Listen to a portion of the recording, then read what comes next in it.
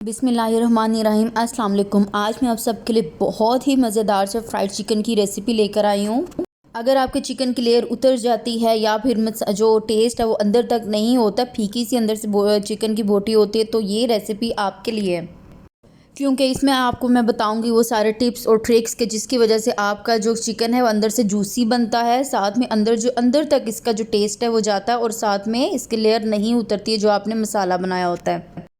तो जनाब मैं आपसे इसकी रेसिपी शेयर करती हूँ, लेकिन मेरी आपसे एक छोटी सी रिक्वेस्ट है कि प्लीज़ रेसिपी फुल देखिएगा, स्किप किए बगैर देखिएगा। और अगर आपको रेसिपी पसंद आए तो प्लीज़ लाइक ज़रूर कीजिएगा, शेयर कीजिएगा फ्रेंड्स एंड फैमिली के साथ। और अगर आप चैनल पर नए हैं तो आप प्लीज़ चैनल को सब्सक्राइब कर दीजिएगा और साथ में लगे बेल के आइकॉन को आपने ज़रूर प्रेस करना ताकि आप तक मेरी सारी की सारी रेसिपीज़ टाइम बाय टाइम पहुँचती रहें। तो चलें जी, हम बनाना स्टार्ट करते हैं ये ज़बरदस्त सी चिकन। उसके लिए मैंने क्या किया, 300 ग्राम चिकन ले ली है, बोनलेस चिकन लिया, आप चाहें तो विद बोन्स भी ले सकते हैं।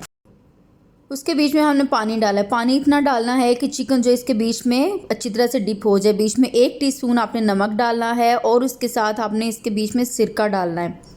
सिरका इसमें जाएगा 2 टीस्पून भर के, क्योंकि चिकन थोड़ी सी इसलिए मैं इसमें इतनी डाल रही हूँ। चिकन जितनी ज़्यादा होगी आप उस लिहाज से क्वांटिटी ज़्यादा करते जाएं। और जो बोनलेस है इसमें मैंने थाई के भी बोनलेस लिए, इसमें ब्रेस्ट पीसेस जो होते हैं उसके भी बोनलेस पीसेस ले लिए हैं।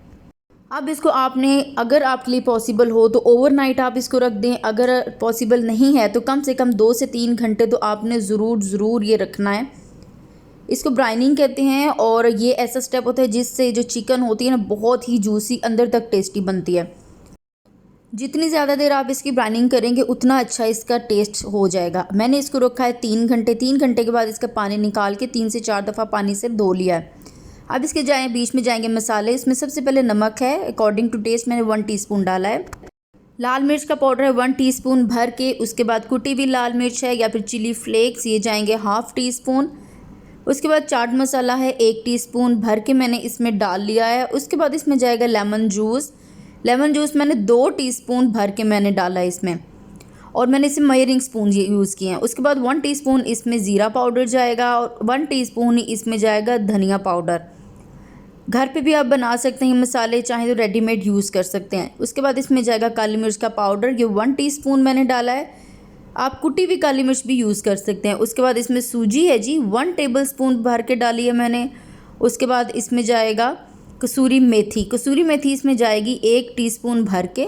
उसके बाद इसमें जाएगा चावल का आटा। चावल के आटे की जगह कॉर्नफ्लोर भी यूज़ कर सकते हो, और ये मैंने यूज़ किया 1 टेबलस्पून भर के। बेसन इसमें जाएगा 1½ टेबलस्पून। ये सारी चीज़ें डालने के बाद इसमें लहसुन अदरक का पेस्ट है 1 टेबलस्पून मैंने भर के इसमें डाल दिया है।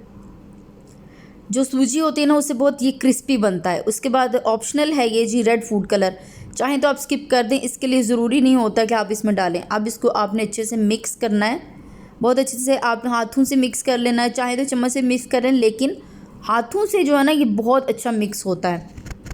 और मिक्स करके आपने फ़ौरन से नहीं पकाना, आप कम से कम 2 से 3 घंटे का गैप इसमें ज़रूर दें ताकि इसके मसाले अंदर तक रच बस जाए। जितनी देर आप इसको मैरिनेट करके रखते हैं उतना अच्छा ही ज़बरदस्त सा बनता है।